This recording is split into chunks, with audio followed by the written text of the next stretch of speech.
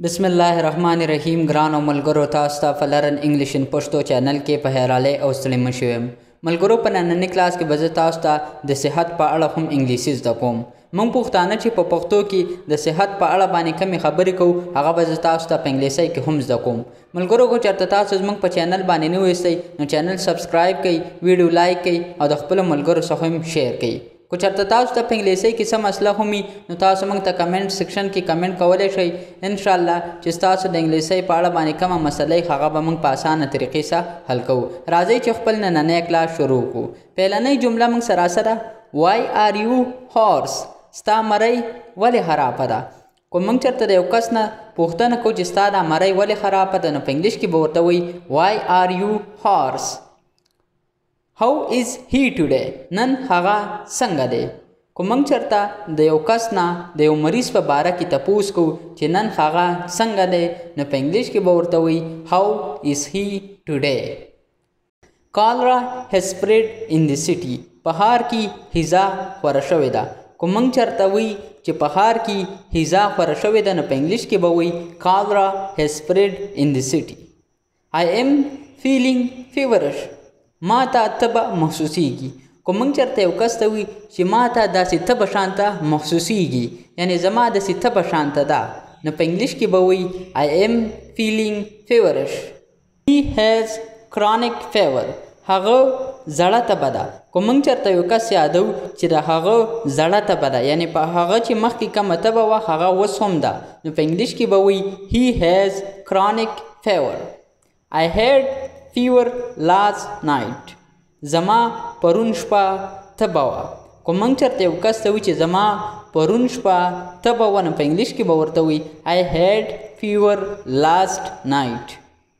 I have often constipation زما اکثر قبضي کو موږ چېرته یو کس ته وایي چې زما اکثر قبضي نو په انګلیش کې به ورته وایي I have often constipation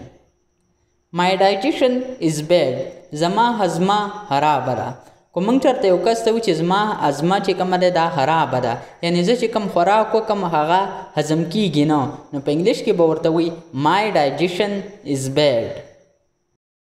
Consult a doctor طبیب سره مشوره وکړه کو موږ چېرته یو کس ته وایي چې طبیب سره مشوره وکړه نو په انګلیش کې به ورته وایي Consult a doctor He is blind هغه ړوند دی کو موږ چېرته یو کس یادو چې هغه ړوند دی یعنې نظر یې نه لګي نو په انګلیش کې به وایي He is blind I have bloated stomach زما په هیټه کې ګیس دی کو موږ چېرته یو کس ته وایي چې زما په هیټه کې ګیس دی یا هوا ده نو په انګلیش کې به ورته وایي I have bloated stomach He is lame of one leg هغه په یوه خپه ګوډ دی کو موږ چېرته یو کس یادو چې هغه په یوه خپه باندې ګوډ دی نو په انګلیش کې به وایي He is lame of one leg I have an earache زما په غوږ کې درد دی کو موږ چېرته یو کس ته وایي چې زما په غوږ کې درد دی نو په انګلیش کې به ورته وایي I have an earache I have headache زما په سر درد دی کو موږ چېرته یو کس ته وایي چې زما په سر باندې درد دی نو بیا به ورته په انګلیش کې څنګه وایي I have headache My head is splitting زما سر شلیږي کله چې زمونږ او ستاسو په سر باندې تیز درد وي او زمونږ سر داسې محسوسیږي ته یو که د سر رګونه یا سر مې وشلیدو نو په انګلیش کې به وایي My head is splitting زما سر شلیږي I cannot control my anger زه خپله لوږه نشم قابو کولی کو موږ چېرته یو کس ته وایي چې زه خپله لوږه نشم قابو کولی یعنې زه چې کله هم وږی شم نو زه ډایرکټ روټۍ خورم یعنی زه ځان نه هر نشم ساتلی نو په انګلیش کې به وایي I cannot control my anger My body is tired زما بدن ستړی دی کو موږ چېرته یو کس ته وایي چې زما بدن ستړی دی نو په انګلیش کې به ورته وایي My body is tired My eyesight is poor زما نظر کمزوری دی کو موږ چېرته یو کس ته وایي چې زما نظر کمزوری دی یعنی کار لږ لږ کوي نو په انګلیش کې به ورته وایي My eyesight is poor Take care of your health د خپل صحت خیال ساته کو موږ چېرته یو کس ته وایي چې د خپل صحت خیال ساته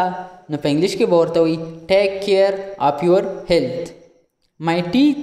آر بلیډینګ زما د غاښونو نه وینه روانه ده. کو موږ چېرته یو کس ته وایي چې زما د غاښونو نه وینه روانه ده نو په انګلیش کې به ورته وایي مای ټیت آر بلیډینګ. ډو آی لوک سک آیا زه ناجوړه ښکارمه. کو موږ چېرته یو کس ته وایي چې آیا زما چې دا کم شکل دی صورت دی زه تاسو ته داسې ناجوړه ښکارم او که نه نو په انګلیش کې به ورته وایي ډو آی لوک سک. مای آیز آر واټرینګ زما په سترګو کې اوبه راځي. کو موږ چېرته یو کس ته وایي چې زما په سترګو کې اوبه راځي یا اوښکې راځي نو په انګلیش کې به ورته وایي مای آیز آر واټرینګ.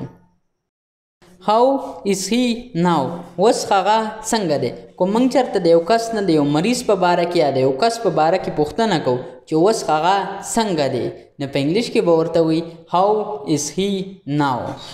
هی از جسټ اوکے بس هغه اوس ټیک دی. کو بیا ورته موږ چېرته وایي چې بس اوس چې کومه دی هغه ټیک ټاک دی نو په انګلیش کې به ورته وایي هی از جسټ اوکے. د ډاکټر ډایګنوز د ډیزیز